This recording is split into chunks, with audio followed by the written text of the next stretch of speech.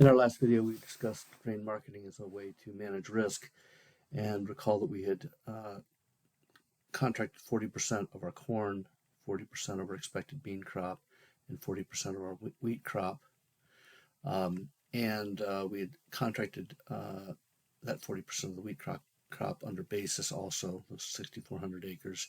We had not contracted basis for corn or beans.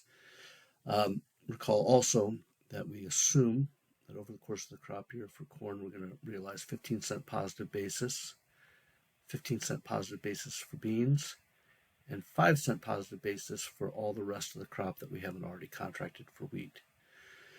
Since our last video, we've added a feature that I'll show you how it works, where we can vary and look at sensitivities not only to price and to yield, but also sensitivities to this assumed basis number. If basis over the course of the year turns out to be better or worse, how can we look at that and see the impact on our cash flows? So we've added a line in farm specific data down here at the bottom. It's called basis increment for sensitivity, and it's currently set at 10 cents. Go back to the dashboard. I'll show you how that works. Now when we run sensitivity tables, the same sensitivity we saw before, $262,000 at the midpoint, but now we see there's an increment to assumed basis. And this center point is saying the assumptions that we put into the model, namely for uncontracted, where basis has not been contracted, our assumption around 15 cents for corn, 15 cents for beans, and 5 cents for wheat are correct.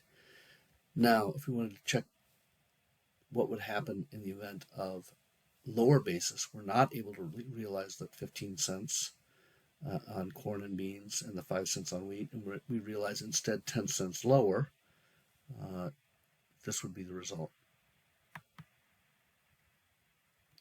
You can see the 262 dropped to 235. If instead of receiving 5 cents per basis on our corn and beans, it drops to another dime to negative 5 cents for each of those. That's the implication.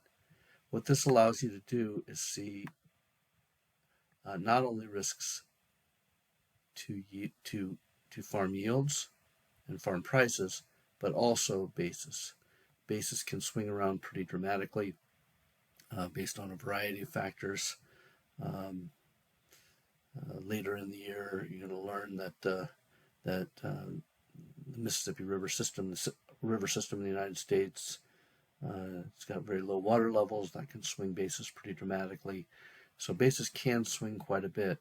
Now, of course, if you locked all your basis, you would not have that risk, because this only is impacting the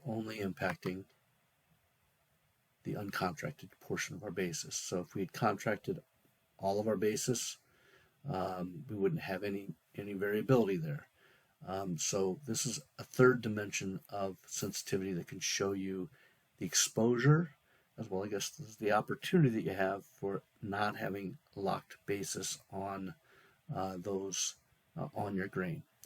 And it can be a valuable additional tool to show you your exposure to that risk. If you wanted to widen that, if you wanted to widen the range, we assume that all crops move. Basis assumption is up or down by 10 cent increment. If you wanted to widen that range, you could make that increment wider, and it would expand out that table that we saw a second ago. So this is an additional tool to allow you to analyze the